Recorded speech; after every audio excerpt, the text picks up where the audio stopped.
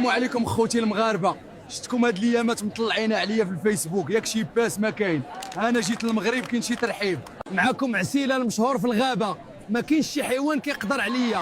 اللي دوا ياكل الدواء، السبع براسو كيخاف مني. غرير العسل، ربي خلق هذا الحيوان هذا ما تيخافش، شجاع وتيهجم اي حاجه كيف ما كانت الحجم ديالها، وكذلك كيموت على العسل وعلى النمل وعلى الفاعل، وكذلك هو اصلا حيوان لاعب. هذا الحيوان هذا كيمتاز بالطول ديالو اللي كيتراوح ما بين من 60 حتى 80، كتزيد عليها واحد 20 سنتيم تاع الديل ديالو، وكيمتاز بواحد الشعر الكثيف، ماشي كثيف وانما هو قاصر، ولكن الجلده ديالو هي اللي كتكون قاصحه ديال بصح. ونزيدو حتى الفك ولا الفم ديالو صغير، ولكن عنده سنان ماضيين، وعنده رجلين اللي كيمتيزوا بواحد المخالب اللي كيساعدوه باش كيحفر مزيان باش يقلب على النمل ديالو. المهم هذا الحيوان هذا هجم ما خلى عملنا على ما هجم على الفيل، الاسد، الاسود، اي حيوان كيف ما طار لك على بالك هجم هذا، وتيسيطر عليه بحال نقولوا هو الملك الغابه، نقولوا عليه ملك الغابه ونعوضوا به بالاسد، حيت هذا الحيوان هذا ما تيخافش من حتى شي حاجه.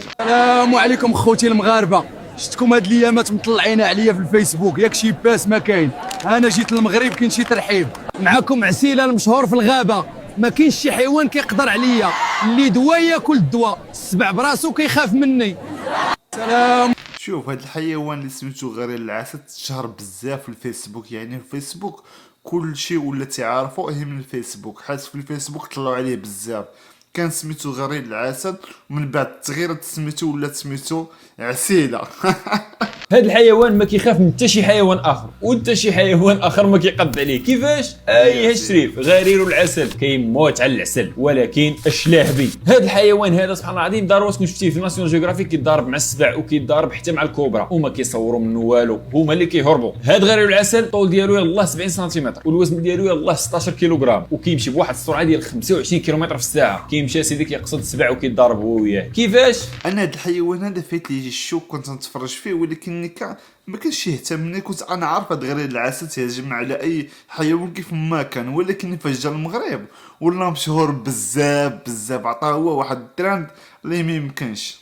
اي الشريف، ولكن الضربه ديال السبع معروفه راه تكون قويه. كيفاش ما كتاثرش على هذا غير العسل؟ غير العسل معروف بالسمك ديال الجلد ديالو، الجلد ديالو غليظ بزاف. ثلاثه الحيوانات اللي عندهم جلد غلظ منه، الفيل والزرافه وواحد القرد. الشيء الاخر كاملين الجلد ديالهم قل من الجلد ديال غير العسل. الله عز وجل عطاه جلد فيه تقريبا 6 ملم، اي جلد ديالو اكثر سمكا من الجلد ديال الجاموس. ايوا سيدي السبع ولا النمر ولا اللابوءه، واخا يوم يضربوا فيه ما كيطيحوش، وكيوليو هما باغيين يمشيو في حالاتهم وهو كيولي تابعهم. ولقاو بان 50% ديال الهجمات لا ديال الاسود ولا النمور على هذا غير العسل كتكون فاشله، زعما عقطع ياس. من السبوعه سيدي كيمشي سيدي كيقصد الكوبرا، ماشي اي افعى، كيمشي نيشان الكوبرا اللي عندها السم ديالها. شوف وفاش ياكل هاد الكوبرا هادي اللي كتكون عامره بالسموم، ما كتسدي منه حتى شي حاجه، ما كتسدي وتجيب منه حتى شي حاجه، حيت هو عنده هذاك الجسم ديالو اللي عنده، يعني عنده المناعه داك السم. خصوصا هو اصلا لاحم ماشي نباتي، هو كيموت على شي حاجه فيها اللحم، خطا كيطيح اي حيوان، او حتى هي وليدي ما كيقيلهاش وكياكلها في الاخر. كيبقى مضارب هو سيدي، هو الكوبرا دقه فيه دقه فك، الكوبرا كتحقن السم ديالها فيه، اش كيطرى ليه هو كينعس شويه وكيفيه بحال هذاك السم ديال الكوبرا، بحال كلاشي فنيده ديال الناس، وكيعاود ينوض وكيلتهمها. من الكوبرا سيدي كيدوز لك العقارب، العقارب حتى هما ما كيصوروا منه والو. العقرب واخا تعيا ما تعض فيه كينعس شويه وكينوض ياكلها عاوتاني. سموه غير العسل لانه كيموت على العسل، وباش يمشي للعسل كيستخدم واحد الطريقه ذكيه. عنده واحد الطائر خاص به سميتو دليل العسل. هذا الطائر هذا هو اللي كيوري في هاد المعلومه هذه جديده عليا.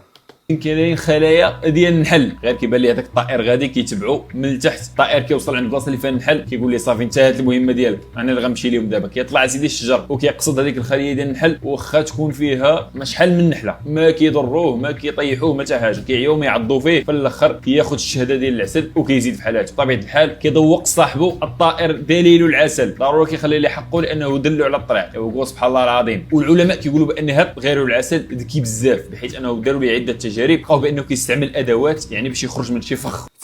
كل وكل انت وريتنا الطرق ديال العسل، وانا غادي نخلي لك حقك ديال العسل. ولكن هذا الحيوان هذا راه كاين في افريقيا بزاف، ولكن كاين حتى في المغرب راه كاين واحد شويه منه، يعني ما كاين، يعني كاين واحد النسبه قليله في المغرب، ولكن في افريقيا لتحت كاين بزاف. تقول لي المغرب ماشي افريقيا، حتى هي افريقيا، ولكن تنشرح لكم داك الشيء كيفاش داير. ولا يخرج من شي حفره ولا شي حاجه كيستخدم ادوات باش يخرج، ونسبه الذكاء ديالو طالعه بزاف. وطبيعه الحال في بعدا هذا الحيوان هذا دخل موسوعة جينيس اللي بأنه أشجع حيوان كاين في العالم. يعني أي حيوان كيف ما كان كيقصدو أي حيوان. وبان لي واحد الفيديو كان قصد العود والعود عطاه واحد الركله والدماغ اش نقول لك ما فاق ما والو صافي مات. واش مات ولا في غيبوبه الله اعلم. المهم العود ضربوا له الراس لهنايا طيحوا كا. افريقيا كيمجدوا هذا الحيوان هذا وعندهم مكانه خاصه في الاساطير الافريقيه. كيظنوا بان هذا الحيوان عنده قوه خارقه حقاش كيقول لك الحيوان ما كيموتش. اي حيوان هجم عليك شوف هو تيبان كيوت لعيبات كذا ولكن هو خطير ما كيقدش عليك. او ماشي غير الجلد ديالو اللي واعر، قال لك اسيدي حتى الصوت ديالو واعر، عنده صوت مخيف واخا الحجم ديالو صغير الصوت مجهد وكيخلع بعض الحيوانات. الا بغى يطرد بعض الحيوانات يقدر يطلق عليهم غير الصوت ديالو كيخلعهم ويمشيو في حالاتهم.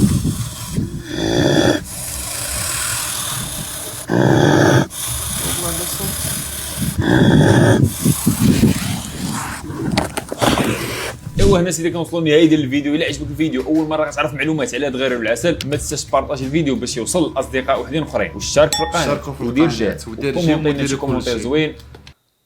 يعني هاد غير العسل خطير بزاف خطير ولكن اي حاجه ربي خلقها في هذه الحياه ولا في هذا الكون هذا حتى هي راه مهمه في الطبيعه اللي عندنا. وهادشي اللي كاين. خلي معاك لايك سبسكرايب كومونتير. نتلاقاو في الفيديو الجاي. تهلاو.